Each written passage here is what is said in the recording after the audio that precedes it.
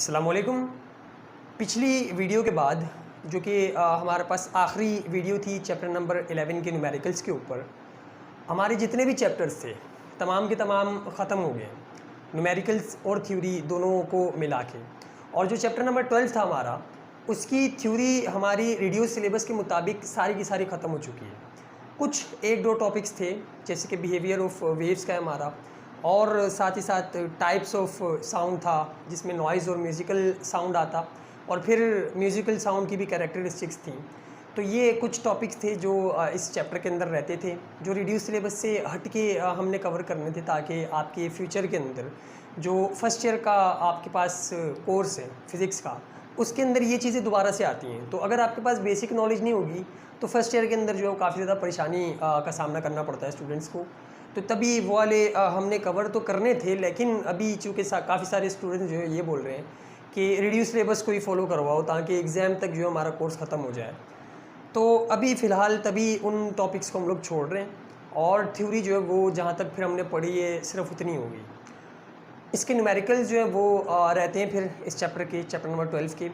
आज ये पढ़ने के बाद फिर कल से हम जो है वो चैप्टर नंबर 13 को स्टार्ट कर देंगे, और 13 जो है वो फिर उससे एक नई ब्रांच फ़िज़िक्स की स्टार्ट हो रही है, यानी कि 3 चैप्टर जो लगातार हैं वो एक ही ब्रांच को हम लोग उसके अंदर स्टडी करेंगे, चैप्टर नंबर 13 भी, 14 भी और 15 भी। तो इसके न्यूमेरिकल्स कुछ मतलब काफ़ी ज़्यादा आसान है इसके न्यूमेरिकल्स भी। एक ही वीडियो के अंदर टोटल इसके 8 न्यूमेरिकल्स हैं, 12वें चैप्टर के चैप्टर नंबर 12 के 8 न्यूमेरिकल्स हैं, और ये सारे के सारे बच्चों वाले न्यूमेरिकल्स हैं।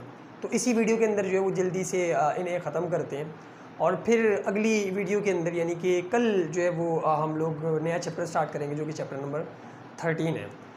तो अगर फार्मूले हम यहाँ पे रिवाइज़ करें कि कौन कौन से फार्मूले हमने बनाए इस चैप्टर के अंदर, सारे के सारे फार्मूले, सारे के सारे कॉन्सेप्ट जो इस्तेमाल होंगे। इनमें से सबसे पहला जो फार्मूला है हमारे पास, यहाँ पे सारे के सारे लिख लेते हैं। सबसे पहला फार्मूला टाइम पीरियड का है, और टाइम पीरियड हमने क्या पढ़ा था कि टाइम एक वाइब्रेशन को कंप्लीट करने के लिए कितना लगता है, इसे हम लोग टाइम पीरियड बोलते हैं। फ्रीक्वेंसी इसी का अपोजिट था कि एक कितनी वाइब्रेशंस, नीचे जो है इसके वाइब्रेशन है जितनी भी हो वो खुद ही 1 बन जाएगा, यहाँ पे वाइब्रेशन आना था, और फ्रीक्वेंसी इसकी अपोजिट है तो वाइब्रेशन, और अपॉन में आपके पास टाइम। और एक फार्मूला या फिर इन्हीं चीज़ों को यूज़ करते हुए हमने ये बनाया था कि फ्रीक्वेंसी जो होती है वो 1/t के इक्वल होती है, और t जो होता है वो 1/f के इक्वल होता है। दोनों चीज़ें जो है हम लोग इस तरह से लिख सकते हैं कि फ्रीक्वेंसी 1/t के इक्वल, और t जो है वो 1/f के इक्वल। ये बेसिक फार्मूले हैं। इसके बाद हमने कैरेक्टरिस्टिक्स ऑफ वेव्स के अंदर वेव वेलोसिटी का फार्मूला पढ़ा था, जो कि किसके इक्वल था, velocity of the wave is equals to frequency multiplied by lambda. ये भी इस्तेमाल होगा काफ़ी सारे हमारे पास प्रॉब्लम्स के अंदर। और इसके अलावा हमने जब सिंपल हार्मोनिक मोशन के टॉपिक को कवर किया था तो उसके अंदर टाइम पीरियड के 2 फार्मूले बनाए थे। टाइम पीरियड फॉर पेंडुलम जो था वो हमारे पास क्या था, 2πL/g, और जो हमारे पास 5वां फार्मूला था टाइम पीरियड का स्प्रिंग के लिए वो क्या था, 2πm/k। तो ये हमारे पास कुछ फार्मूले हैं। अगर कोई और इसके अंदर ऐड हो रहा हुआ तो वो इसके अंदर ऐड करेंगे, बाकी यही वाले फार्मूले जो हमारे पास इस्तेमाल होंगे। तो अगर सबसे पहला हम प्रॉब्लम पढ़ें इसका, तो सबसे पहला प्रॉब्लम हमें क्या बता रहा है, वेवलेंथ है हमारे पास एक वेव की जो कि 0.1 नैनोमीटर है। डायरेक्ट डाटा बनाओ और इनको सॉल्व करो, इसमें समझने का जो है वो कुछ भी नहीं है इतना ज़्यादा। वेव दी हुई है, सिंपली एक आपको जो है वो वेव दी हुई है, और उसकी वेवलेंथ दी हुई है। वेवलेंथ हमें पता है कि क्या होती है, यहाँ से लेकर यहाँ तक का जो है वो डिस्टेंस, इसको एक वेव बोलते हैं। और या तो फिर क्रस्ट से लेकर क्रस्ट तक का डिस्टेंस भी हम वेव के सेंस में लेके आते हैं। तो इसको अगर ड्रॉ करें सही से, या तो क्रस्ट से लेकर क्रस्ट तक का डिस्टेंस, या तो ट्रफ से लेकर ट्रफ तक का डिस्टेंस। तो ये आपको वेवलेंथ दी हुई है किसी वेव की जिसकी वैल्यू 0.1 नैनोमीटर है। तो लैम्डा आपको दिया हुआ है 0.1 नैनोमीटर। हमें जो है वो SI यूनिट के अंदर लेके आना है, मीटर के अंदर। तो नैनोमीटर से मीटर में कैसे जाते हैं वो हमने सीखा हुआ है पहले। नैनोमीटर की जो प्रीफिक्स है उसका मतलब क्या होता है, नैनो का जो लफ्ज़ है इसका मतलब ये होता है कि एक्सपोनेंट -9। एक्सपोनेंट माइनस का 9। तो जब नैनो हटाएंगे तो यहाँ पे हम लगा सकते हैं एक्सपोनेंट माइनस का 9 और आगे मीटर एज इट इज़ आ जाएगा। ये आपके पास वेवलेंथ की वैल्यू है। इसकी स्पीड आपको दी हुई यानी कि v की वैल्यू दी हुई है 3 एक्सपोनेंट 8 और मीटर पर सेकेंड। और इसकी वैल्यू को देखने के बाद आपको ये पता लग गया होगा कि ये कौन सी वेव है, क्योंकि हमने आखिरी जो वीडियो की है इसके ऊपर कि कौन सी थी आखिरी वीडियो, शायद स्पीड ऑफ या फिर वेलोसिटी ऑफ साउंड थी। तो उसके अंदर हमने देखा था कि ये वाली जो स्पीड है किसकी होती है, कौन सी वेव की होती है, तो लाइट वेव्स की होती है। तो ये हमारे पास लाइट वेव है और इसकी वेलोसिटी इतनी है, वेवलेंथ इतनी है, तो बोल रहे हैं कि बताओ इसकी फ्रीक्वेंसी क्या होगी, इसकी फ्रीक्वेंसी क्या होगी। तो सिंपली फार्मूला जो है वो आप लगाओ यहाँ पे, कौन सा वाला कि v is equals to F lambda, basic formula v is equals to F और साथ में लेमडा। वैल्यूज़ पुट करो, आपको f निकालना है। वैल्यू यहाँ पे अगर पुट करोगे 3 एक्सपोनेंट 8 और साथ में इज इक्वल्स टू एफ़ निकालना है आपने, और यहाँ पे जो आ गया आपके पास वो आ गया 0.1 और एक्सपोनेंट माइनस का 9। एफ़ निकालना है तो ये यहाँ पे आके डिवाइड हो जाएगा, तो 3 एक्सपोनेंट आपके पास 8 और divided by 0.1 and exponent minus का 9, और ये इज इक्वल टू आएगा आपके पास एफ़ के। तो इन दोनों को डिवाइड करो और डिवाइड होने के बाद जो आपके पास आंसर आएगा वो कितना आएगा 3 एंड एक्सपोनेंट 18, और इसकी जो यूनिट है हमारे पास फ्रीक्वेंसी की वो हर्ट्ज़ है। तो ये था आपके पास सिंपली प्रॉब्लम नंबर 12.1। बच्चों वाले प्रॉब्लम है, आगे भी सारे जो है वो तकरीबन इसी तरह के हैं। तो दूसरे की तरफ बढ़ते हैं और उससे भी सॉल्व करते हैं और देखते हैं कि वो क्या है।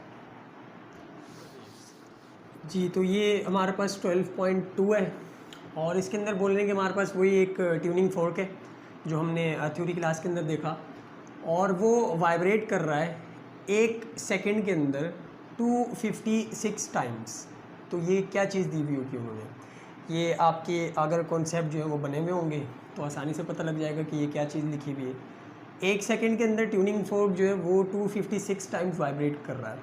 1 सेकंड के अंदर कोई बॉडी जितना भी वाइब्रेट कर रही है उसको क्या बोलते हैं हम लोग, ये उसका फॉर्मूला लिखा हुआ है। 1 सेकंड यूनिट टाइम के अंदर जितनी भी वाइब्रेशंस कोई बंदा परफॉर्म करता है उसे हम लोग फ्रीक्वेंसी बोलते हैं। तो यहाँ पे ये जो है वो उन्होंने फ्रीक्वेंसी दी हुई है हमें उस ट्यूनिंग फोर्क की कि 1 सेकंड के अंदर वो इतनी बार जो वाइब्रेट करता है। तो डाटा के अंदर सबसे पहले तो लिख लो कि यहाँ पे हमें जो है उन्होंने सबसे पहले फ्रीक्वेंसी दी हुई है जो कि कितनी है 256 हर्ट्ज़, और उन्होंने डायरेक्ट नहीं बोला कि ये फ्रीक्वेंसी है, थोड़ा सा जो है वो आपके कॉन्सेप्ट को चेक करने के लिए ये बोल दिया कि 256 टाइम्स जो है वो 1 सेकंड के अंदर ये वाइब्रेट कर रहा है। तो ये सिंपली हमारे पास फ्रीक्वेंसी ही होगी। अब बोल रहे हैं कि कितनी ये इस तरह से वाइब्रेट करने के बाद कितनी वेवलेंथ की हमारे पास वेव को एमिट कर रहा है, प्रोड्यूस कर रहा है 1.3 मीटर। तो यहाँ पे लिखेंगे कि जो हमारे पास वेवलेंथ आ रही है वो 1.3 मीटर आ रही है। पहले पार्ट के अंदर आपने कैलकुलेट करके बताना है टाइम पीरियड, और दूसरे पार्ट के अंदर आपने कैलकुलेट करके बताना है वेलोसिटी। बच्चों वाला प्रॉब्लम आया है यहाँ पे। सबसे पहले अगर टाइम पीरियड निकालना हो तो टाइम पीरियड हमें पता है कि 1/f के इक्वल होता है, यानी कि रेसिप्रोकल ऑफ द आपके पास फ्रीक्वेंसी। तो टाइम पीरियड की वैल्यू क्या आएगी 1/256। फाइनली टाइम पीरियड की वैल्यू कितनी आएगी, 1 को जब हम लोग डिवाइड करेंगे 256 से तो 3.9 एक्सपोनेंट माइनस का 3.9 एक्सपोनेंट माइनस का 3 और सेकेंड्स, ये टाइम पीरियड की वैल्यू आ गई। इसके बाद पार्ट बी के अंदर उन्होंने हमें बोला हुआ वेलोसिटी निकाल के बताओ। तो पार्ट बी के अंदर वेलोसिटी कैसे निकाल के बताओगे, वेलोसिटी जो होती है आपके पास एफ़ और लेमडा की इक्वल होती है। एफ़ दिया हुआ 256, लेमडा दिया हुआ 1.3, तो वेलोसिटी की वैल्यू आपके पास क्या आएगी 256 मल्टीप्लाइड बाय 1.3, तो 332.8 यानी कि 333 मीटर पर सेकेंड। और ये आपके पास स्पीड ऑफ साउंड होती है, तकरीबन इतनी ही हमने लिखी थी कि एयर के अंदर जो स्पीड ऑफ साउंड आती है वो इतनी आती है। तो ये भी क्योंकि ट्यूनिंग फोर्क था और ट्यूनिंग फोर्क से जो है वो अगर वो वाइब्रेट कर रहा है तो साउंड प्रोड्यूस होगा, और इसकी फ्रीक्वेंसी जो है वो हमारे पास 20 से अबव है, तो वो हमें सुनाई भी देगी क्योंकि वो ऑडिबल हमारे पास रेंज के अंदर आ रही होगी। तो ये थी हमारे पास प्रॉब्लम नंबर 12.2 और बढ़ते हैं फिर तीसरे प्रॉब्लम की तरफ और जल्दी जल्दी इनको जो है वो ख़त्म करते हैं जी। तो ये हमारे पास 12.3 है और इसके अंदर वो हमें क्या बता रहे हैं कि हमारे पास एक रेडियो स्टेशन है जो कि ब्रॉडकास्ट कर रहा है या फिर प्रोड्यूस कर रहा है दो रेडियो वेव्स को, एक AM रेडियो वेव्स और एक जो है वो FM रेडियो वेव्स, एक AM रेडियो वेव्स और एक जो है वो FM radio waves. AM radio waves की जो फ्रीक्वेंसी है हमारे पास वो इतनी है, FM रेडियो वेव्स की जो फ्रीक्वेंसी है वो इतनी है। तो यहाँ पे हमारे पास दो डाटा बनेंगे, एक बनेगा फॉर AM रेडियो वेव्स और यहाँ पे बनाएंगे हम फॉर FM रेडियो वेव्स। तो अगर यहाँ पे डाटा बनाएं तो फ्रीक्वेंसी कितनी है AM रेडियो वेव्स की 1230 एंड एक्सपोनेंट 3 हर्ट्ज़ और यहाँ पे जो इसकी फ्रीक्वेंसी हमें दी हुई है वो कितनी दी हुई है 91.09 और एक्सपोनेंट 6 हर्ट्ज़। पूछा क्या जा रहा है, आपसे बोला जा रहा है कि find the distance between the adjacent crust of each wave, ये किसके बराबर होता है। दोबारा से उन्होंने जो है वो हमें सिंबल लिख के नहीं दिया बल्कि उसकी डेफिनेशन लिख के बता दी कि आप ये फाइंड करके बताओ। तो ये जो डेफिनेशन हमने पढ़ी थी, डिस्टेंस बिटवीन एडजेसेंट क्रस्ट, ये किसके बराबर होता है। अगर आपके कॉन्सेप्ट जो वो क्लियर हुए तो आपको पता होगा ये जो बराबर होता है वो हमारे पास लेमडा के बराबर होता है। वो आपसे पूछ रहे हैं कि आप लेमडा निकाल के बताओ ईच वेव का, इसका भी और इसका भी, दोनों का आप जो है वो हमें लेमडा निकाल के बता दो, यानी कि वेवलेंथ निकाल के बता दो। वेलोसिटी जो है वो हमारे पास इसकी 3 एक्सपोनेंट 10 सेंटीमीटर पर सेकेंड है और इसकी भी जो है वो हमारे पास 3 एक्सपोनेंट 10 सेंटीमीटर पर सेकेंड है। हमें मीटर पर सेकेंड के अंदर लेके जाना है इसको, तो मीटर पर सेकेंड के अंदर कैसे लेके जाएंगे, सेंटीमीटर से अगर मीटर में जाना हो तो हमने रिलेशन क्या देखा था कि 1 मीटर के अंदर 100 सेंटीमीटर होते हैं। तो इसको जो है वो डिवाइड करवा दो, क्योंकि आप छोटी यूनिट से बड़ी यूनिट की तरफ आ रहे हो। उसको जब डिवाइड करवाओगे 100 से और इसको भी डिवाइड करवाओगे 100 से, तो आपके पास जो आंसर आएगा वो मीटर पर सेकेंड के अंदर चला जाएगा और वो कितना होगा 3 एक्सपोनेंट 8 मीटर पर सेकेंड और 3 एक्सपोनेंट 8 मीटर पर सेकेंड। तो ये आपके पास वेलोसिटी की वैल्यू है। वेलोसिटी की वैल्यू ये होगी, लेमडा आपने निकालना है और फ्रीक्वेंसी, वेलोसिटी की वैल्यू ये लेमडा आपने निकालना है और फ्रीक्वेंसी। फार्मूला वही वाला लगेगा हमारे पास वेव वेलोसिटी का जो हमने यहाँ पे पढ़ा, ये वाला वेव वेलोसिटी वाला। तो आपने क्या निकालना है, लेमडा को एक ही जगह पे रखो यहाँ पे और फ्रीक्वेंसी को जो है वो जब यहाँ पे ले जाके आप इक्वल टू का साइन क्रॉस करवाओगे तो चूँकि ये मल्टीप्लाई हो रहा है फ्रीक्वेंसी से, ये जो फ्रीक्वेंसी ये मल्टीप्लाई हो रही है लेमडा से मल्टीप्लाई हो रहा है, जब इक्वल टू का साइन क्रॉस करेगा तो v से जाके डिवाइड हो जाएगा। तो आपके पास जो लेमडा का फॉर्मूला बनेगा वो ये बनेगा अपॉन f। मतलब हमने क्या किया, अगर यहाँ पे करके दोबारा से देखें v is equals to F lambda है, ये इधर चला गया, बस ये हुआ इसके अंदर v upon F. Values put कर दो इसकी, जो आपको वेलोसिटी दी हुई है 3 एक्सपोनेंट 8 मीटर दी हुई है और इसकी जो आपको फ्रीक्वेंसी दी हुई है वो दी हुई है 1230 एंड एक्सपोनेंट आपके पास 3। इसके साथ भी यही होगा, जो लेमडा की वैल्यू है वो ऊपर रखो, लेमडा अगर निकालना है तो वेलोसिटी की वैल्यू ऊपर रखो 3 एक्सपोनेंट 8 और नीचे इसकी वेलोसिटी फ्रीक्वेंसी रख दो जो कि 91.09 और एक्सपोनेंट जो है वो 6 हर्ट्ज़ है। दोनों को डिवाइड करवाओ तो आपके पास आंसर आ जाएगा। तो 3 एक्सपोनेंट 8 पहले डिवाइड होगा 1230 एंड एक्सपोनेंट 3 के साथ, तो आंसर जो आ रहा है आपके पास वेवलेंथ का वो आ रहा है 243.90 मीटर। और इसका जो आंसर आएगा वो कितना आएगा 3 exponent 8 divided by 91.09 and exponent 6। तो इसका जो आंसर आएगा आपके पास वो कितना आ रहा है, lambda is equals to 3.293 meters. तो ये हमारे पास जो है वो दोनों की वेवलेंथ है। एफएम के लिए जो हमारे पास वेवलेंथ आई है वो इतनी आई है रेडियो वेव्स के लिए, और जो एएम रेडियो वेव्स के लिए आई है हमारे पास वेवलेंथ वो इतनी आई है। अब अगर बुक के अंदर आंसर जो है आपको सेंटीमीटर के अंदर दिए हुए हैं तो इसको मल्टीप्लाई करवा देना 100 से, इसको भी और इसको भी। हमें पता है कि सेंटीमीटर 1 मीटर के अंदर जो है आपके पास 100 सेंटीमीटर होते हैं, तो आपको अगर 3.29 मीटर दिए हुए हैं तो 100 से मल्टीप्लाई करवाओगे तो आपके पास सेंटीमीटर के अंदर चला जाएगा, जो कि शायद 329.3 सेंटीमीटर आएगा। और यहाँ पे जो है वो 24390 सेंटीमीटर 100 से मल्टीप्लाई करवाने के बाद, 100 से मल्टीप्लाई करवाने के बाद, यानी कि ये दोनों आपके पास जो आंसर है वो दोनों के दोनों सही हैं, दोनों आप इस्तेमाल कर सकते हो। तो ये था हमारे पास प्रॉब्लम नंबर 12.3। अब बढ़ते हैं चौथे प्रॉब्लम की तरफ और देखते हैं उसको कि वो क्या है।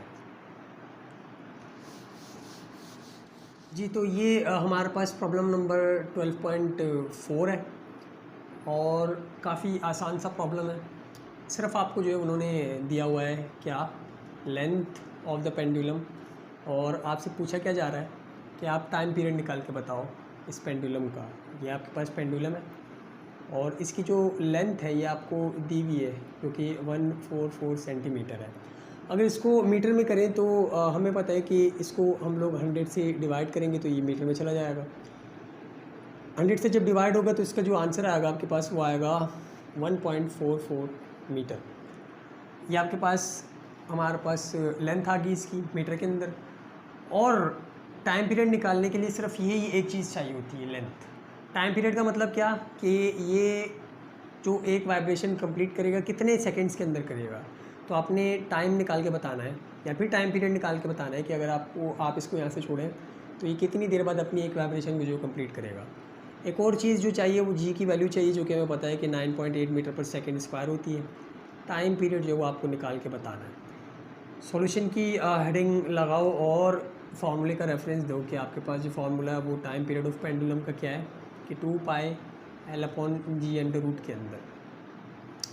इसके अंदर जब वैल्यूज़ आप डालोगे तो time period of pendulum is equal to 2π की जो वैल्यू होती है वो आपके पास 3.142 होती है। ये भी एक कांस्टेंट है, यहाँ कहीं पे लिख दो कि जो पाई की वैल्यू होती है वो आपके पास 3.142 होती है, या फिर आप जो है वो 22/7 भी इस्तेमाल कर सकते हो। 22/7 इसको डिवाइड करवाओगे तो यही 3.142 आएगा। तो अंडर रूट के अंदर आपके पास लेंथ जो कि 1.44 मीटर आई है और नीचे 9.8। इसको जो है वो स्टेप वाइज आप लेके चलो और सॉल्व करो। सबसे पहले 1.44 को डिवाइड करो 9.8 से, तो जो आंसर आएगा उसको अंदर रखो और अंदर रखने के बाद उसका रूट लो।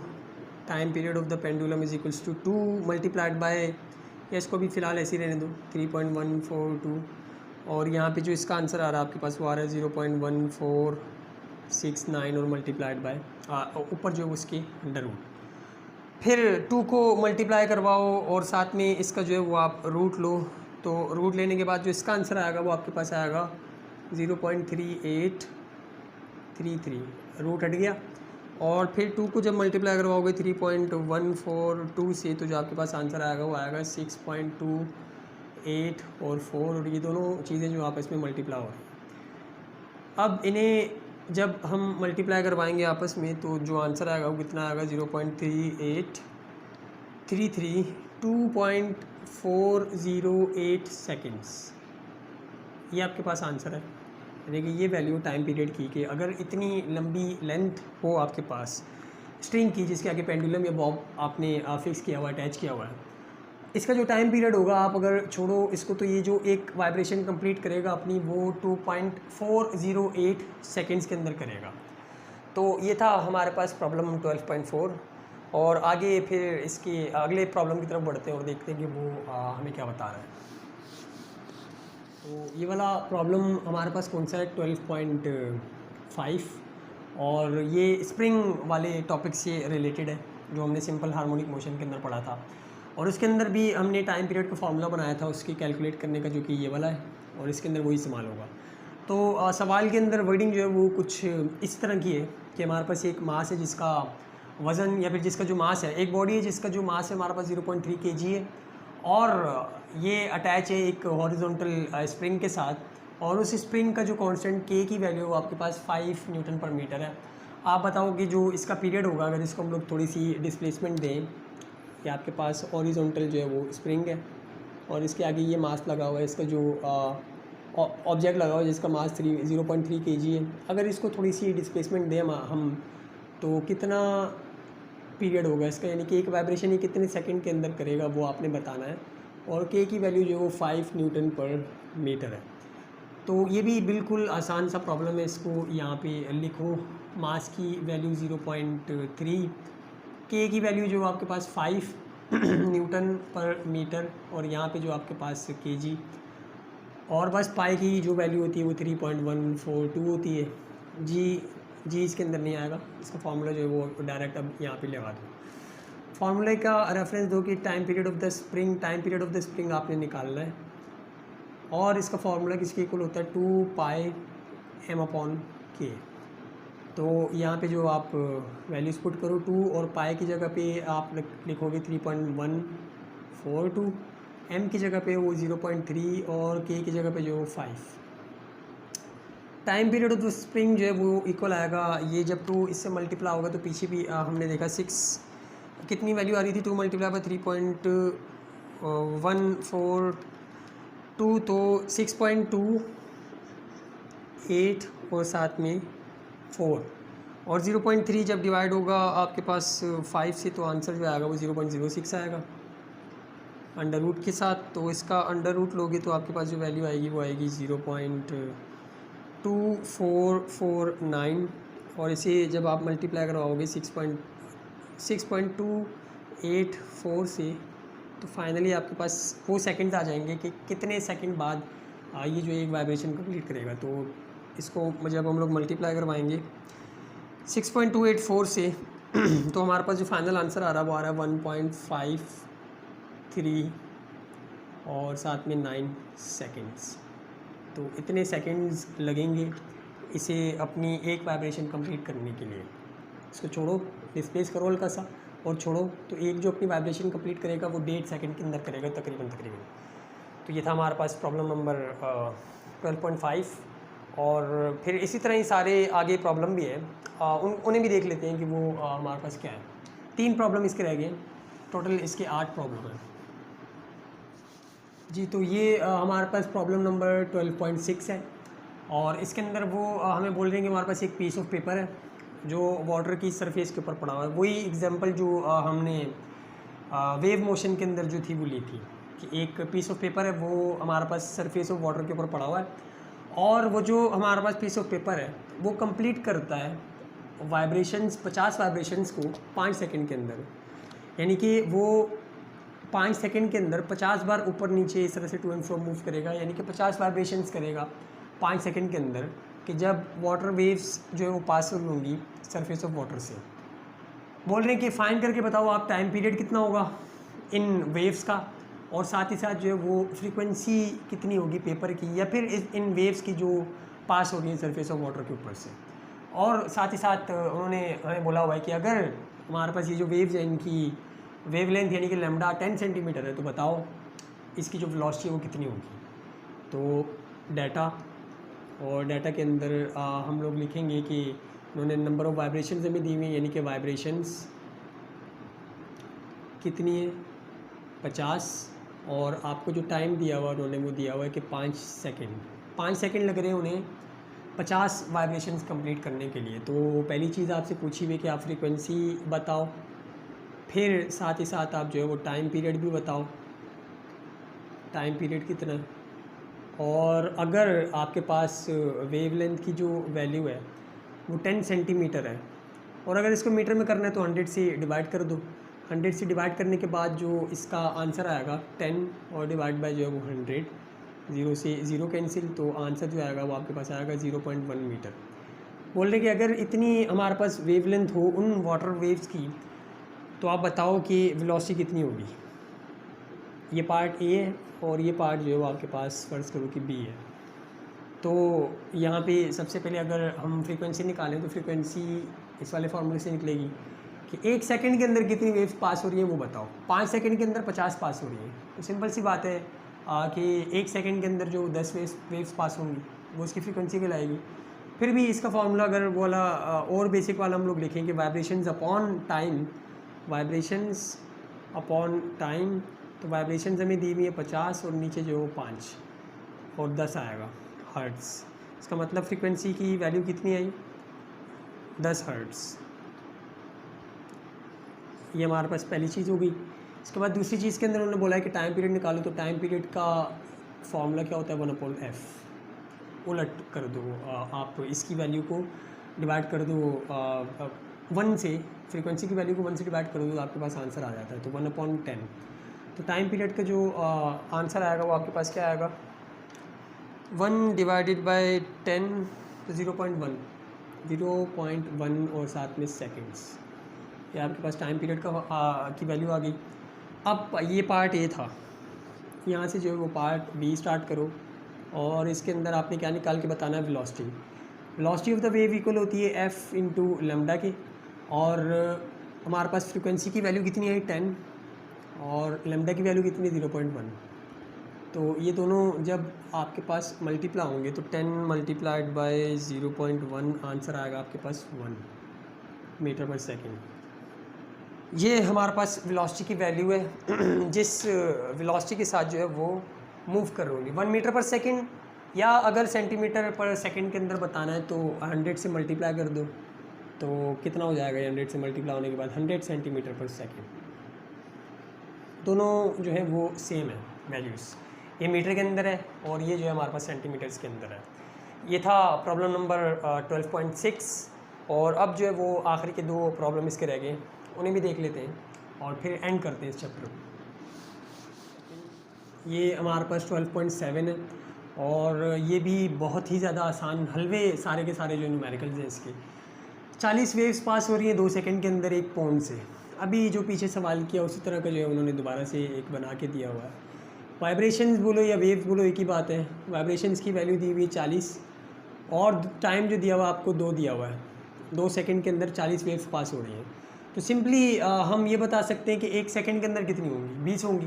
अगर 2 सेकंड के अंदर 40 वेव्स पास हो रही है तो 1 सेकंड के अंदर 20 होंगी, और इसी को हम लोग फ्रीक्वेंसी बोलते हैं कि 1 सेकंड के अंदर कितनी भी वेव जो है वो किसी जगह से पास हो। या फिर उस तरह से निकाल लो कि फ्रीक्वेंसी जो है वो आपके पास, अच्छा पूछा हुआ क्या है कि कैलकुलेट वेवलेंथ, आपको जो है वो वेवलेंथ यानी कि लैम्डा निकाल के बताना है, और जो v की वैल्यू है वो आपके पास 3.5 मीटर पर सेकेंड है। ये पूछा हुआ है और ये आपको दिया हुआ है, और साथ ही साथ ये दोनों चीज़ें दी हुई हैं। इन दोनों चीज़ों से फ्रीक्वेंसी आ जाएगी, और फ्रीक्वेंसी इस वाले फार्मूले के अंदर रखते हुए हम जो वो वेवलेंथ आसानी से निकाल सकते हैं। फ्रीक्वेंसी ऊपर डाटा के अंदर ही निकाल लो। कैसे निकालोगे कि 40 डिवाइडेड बाय 2 इस वाले फार्मूले को यूज़ करते हुए, तो कितना आ जाएगा आपके पास 20 हर्ट्ज़। बस अब यहाँ से जो है वो आप फार्मूला लगाओ, v = f लैम्डा। लैम्डा की वैल्यू चाहिए तो फार्मूला यूँ बन जाएगा कि v = f lambda = v/f। Lambda = v की वैल्यू जो है वो 3.5 और डिवाइडेड बाय 20, तो जो फाइनली आपके पास लैम्डा की वैल्यू आएगी वो कितनी आएगी, 3.5 डिवाइडेड बाय 20, 0.175 और साथ ही साथ जो है आपके पास मीटर। बस ये आपके पास प्रॉब्लम नंबर 12.7 है, और 8वां भी जो है वो डायरेक्ट स्टार्ट करके जो वो ख़त्म करते हैं। तो ये हमारे पास आखिरी प्रॉब्लम है, प्रॉब्लम नंबर 12.8, और ये भी इस पेंडुलम वाले केस से रिलेटेड है। बोल रहे हैं कि लेंथ फाइंड करके बताओ सेकंड्स पेंडुलम की। सेकंड्स पेंडुलम है हमारे पास, और उसकी जो है वो आप लेंथ फाइंड करके बताओगे कितनी है। टेकिंग g = 9.8 मीटर पर सेकेंड स्क्वायर। जी की जो वैल्यू है वो 9.8 मीटर पर सेकेंड स्क्वायर है, वो तो वैसे ही सबको पता है। डाटा अगर बनाएं तो डाटा के अंदर वो बोल रहे हैं कि आप लेंथ निकाल के बताओ। जी की वैल्यू जो आपके पास 9.8 है, और एक जो चीज़ उन्होंने यहाँ पे बताया हुआ है वो हमें ये बताया हुआ है कि सेकंड्स पेंडुलम है, और आगे शायद ब्रैकेट के अंदर उन्होंने हाईलाइट करके भी बताया हुआ है कि जो सेकंड्स पेंडुलम होता है उसका मतलब ये होता है कि टाइम पीरियड जो होता है वो 2 सेकंड होता है। यानी कि सेकंड्स पेंडुलम का मतलब कि टाइम पीरियड जो उसका 2 सेकंड हो। तो इसके अंदर टाइम पीरियड की वैल्यू यानी कि दी हुई है हमें 2 सेकंड्स, और हमसे पूछा क्या जा रहा है लेंथ। तो पाई की जो वैल्यू होती है यहाँ पे लिख दो कि 3.142। तो सिंपली यहाँ पे हम फार्मूले का रेफरेंस देंगे और सॉल्व करेंगे। फार्मूला कौन सा लगेगा, आपके पास t time period of pendulum is equals to 2 pi L upon g. इसके अंदर वैल्यूज़ पुट करो तो T P is equals to time period जो हमें पता है बल्कि कितना है 2 सेकेंड्स, तो यहाँ पे 2 आ जाएगा। 2 इंटू पाई की जगह पे जो आपके पास आएगा 3.142। लेंथ आपने कैलकुलेट करनी है और इसकी जगह पे जो आपके पास 9.8 जी की जगह पे। इसको इसके साथ मल्टीप्लाई करवाओ, आंसर क्या आएगा हमें पता है, हमने 2 बार जो है वो पीछे करवा दिया है। तो 6.28 और 4 एल अपॉन 9.8 जो भी फ़िलहाल एज इट इज़, क्योंकि हमने निकालने हैं। ये यहाँ पे आके 2 से डिवाइड हो जाएगा क्योंकि एल निकालना है तो बाकी सारी चीज़ें हम इज इक्वल टू की दूसरी तरफ लेके जाएंगे। तो 2 डिवाइड बाई 6.28 और आपके पास 4 is equals to L upon 9.8 under root के अंदर।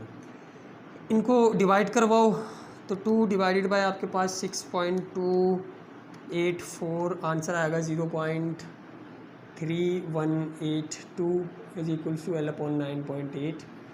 अब चूँकि एल निकालना है तो दोनों तरफ स्क्वायरिंग करनी पड़ेगी, यहाँ भी स्क्वायर लो और यहाँ भी स्क्वायर लो।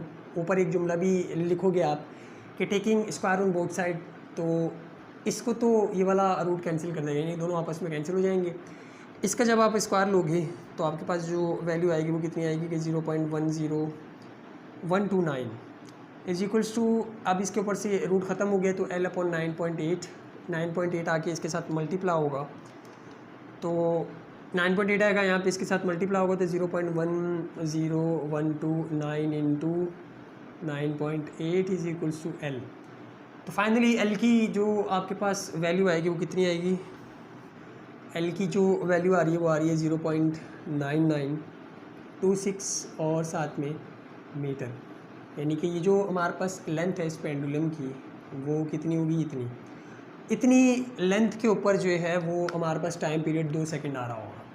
तो बस ये हमारे पास आखिरी प्रॉब्लम था इस चैप्टर का, जो कि चैप्टर नंबर 12 था। और इसी के साथ साथ जो है वो हमारा चैप्टर नंबर 12 जो कि वेव्स एंड साउंड था वो ख़त्म हुआ। सिर्फ 2 टॉपिक्स जो इसके रह गए हैं जो एक्स्ट्रा हमने करने हैं वो हम सारे के सारा कोर्स ख़त्म करने के बाद करेंगे। और क्या पता पेपरों के बाद भी चला जाए, यानी कि पेपरों से पहले पहले हमारा रेडियूस वाला जो है वो ख़त्म हो जाएगा इंशाल्लाह। और पेपरों के बाद भी हम ये वाले जो हमारे टॉपिक्स रहते हैं हम उन्हें कवर कर सकते हैं, क्योंकि पेपरों के बाद भी अच्छा खासा गैप होता है हमारे पास। फर्स्ट ईयर तक 3 से 4 महीने जो होते हैं वो हमारे फारिग होते हैं। तो जितने टॉपिक्स आपके रह गए हैं इस गैप के अंदर जो है वो आप कवर कर सकते हो, इसलिए कि जो फर्स्ट ईयर है उसके अंदर सारी की सारी बेसिक्स यही वाली आ रही होती हैं बार बार। तो अगर आपको बेसिक्स ही नहीं पता होंगी तो आप डीप के अंदर कैसे जाओगे उसके अंदर, यानी कि वो टॉपिक जो है वो ज़्यादा अच्छे से कैसे समझ पाओगे। तो इसलिए ये जो हमारे टॉपिक्स रह रहे हैं जो अभी हम लोग छोड़ रहे हैं, और पीछे भी जो पिछले चैप्टर्स के अंदर हमारे छोटे हैं वो हम उस पीरियड के अंदर भी कवर कर सकते हैं। और बाकी फिर कल से हम चैप्टर नंबर 13 स्टार्ट करेंगे। तो आज के लिए इतना ही, मिलते हैं फिर अगली वीडियो में, तब तक के लिए अल्लाह हाफिज़।